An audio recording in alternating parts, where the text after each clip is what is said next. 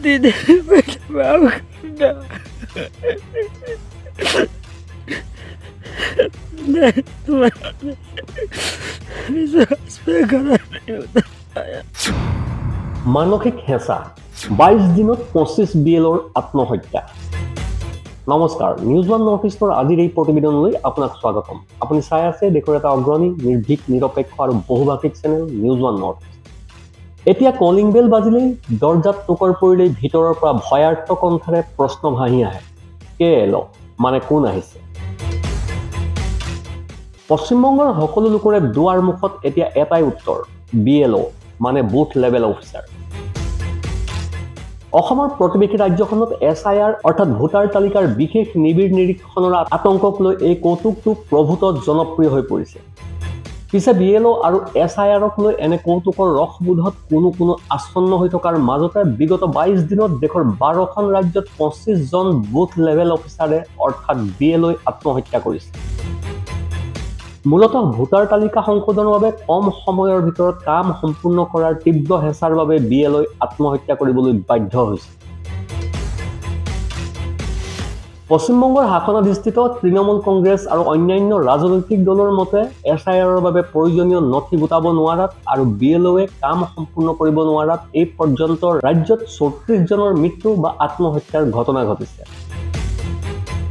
শেহতীয়া তথ্য অনুসৰি মধ্যপ্ৰদেশত 9 জন, উত্তৰ প্ৰদেশ আৰু গুজৰাটত 4 জনকৈ, পশ্চিমবংগ আৰু ৰাজস্থানত 3 জনকৈ, তামিলনাডু আৰু কেৰালাত 1 জনকৈ বিএলঅয়ে যোৱা 22 দিনৰ ভিতৰত আত্মহত্যা কৰিছে।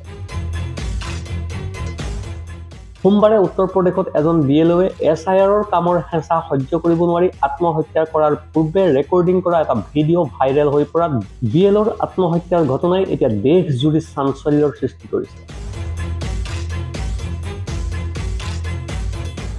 তবেজ সিং নামৰ এজন 46 বছৰীয়া ব্যক্তি বৃত্তিত শিক্ষক বিএলঅই SIRৰ কামৰ হেঁচাত আত্মহত্যা কৰে।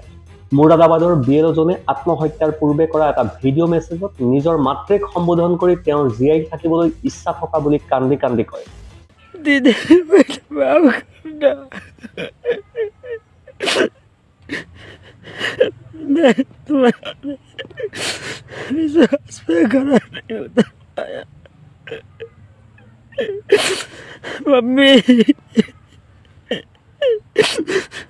hidup macam kayak मेरे साथ मडाली क्या होगा?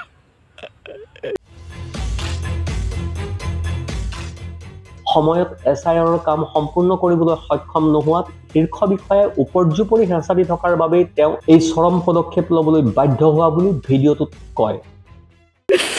मैं चुनाव के इस खाने में समझ रहा काश मैं इसमें निपुण हो पाता।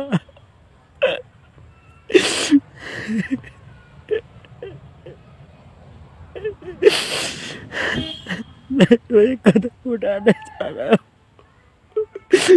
इसका स्वयं मैं ही जिम्मेदार हूँ। इसमें किसी का कोई दोष नहीं है, मेरे परिवार को कुछ नहीं कहना है। मैं बहुत दुखी हूँ, 20 दिन से चैन से नहीं सो पाया हूँ। मेरी छोटी छोटी 4 लड़कियां हैं। এই ঘটনাই দেশজুৰি তীব্ৰ প্ৰতিক্ৰিয়াৰ সৃষ্টি কৰিছে।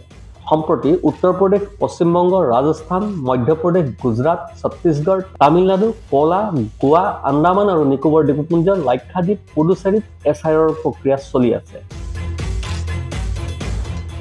এই কামত একোজন বিএলঅ সংশ্লিষ্ট ভোট কেন্দ্ৰৰ প্ৰতি ঘৰে ঘৰে গৈ প্ৰয়োজনত 3 বাৰকৈ গৈ হ'লেও ভোটাৰ তালিকাৰ বাবে শুদ্ধ তথ্য সংগ্ৰহ কৰিব লাগে।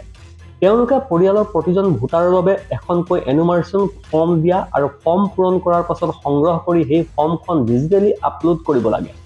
উত্তৰ প্ৰদেশৰ দৰে ৰাজ্যত জনসংখ্যা অধিক হোৱাৰ বাবে সময়ত এই কাম সম্পূৰ্ণ কৰিবলৈ সক্ষম হোৱা নাই দায়িত্বপ্ৰাপ্ত বিএলঅসকল।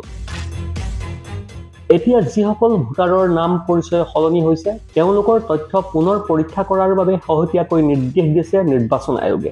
ফলত বিএলঅৰ ওপৰত অধিক হেঁচা পৰিছে।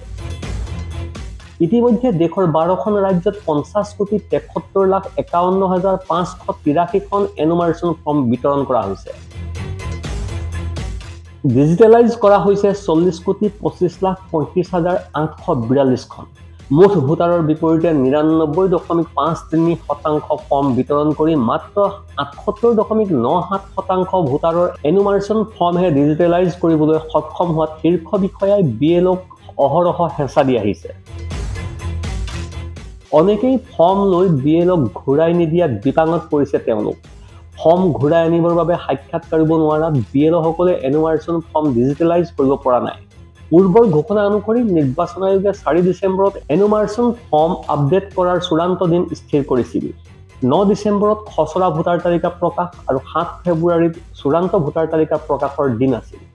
কাম সম্পূৰ্ণ নোহোৱাত এতিয়া চূড়ান্ত দিন এসপ্তাহ পিছুৱাই দিয়া হৈছে যদিও এতিয়াও সময়ত কাম সম্পূৰ্ণ হোৱাৰ আশা নাই। সেয়ে অধিক BLOৰ আত্মহত্যাৰ আশংকা আৰু অধিক হৈ পৰিছে।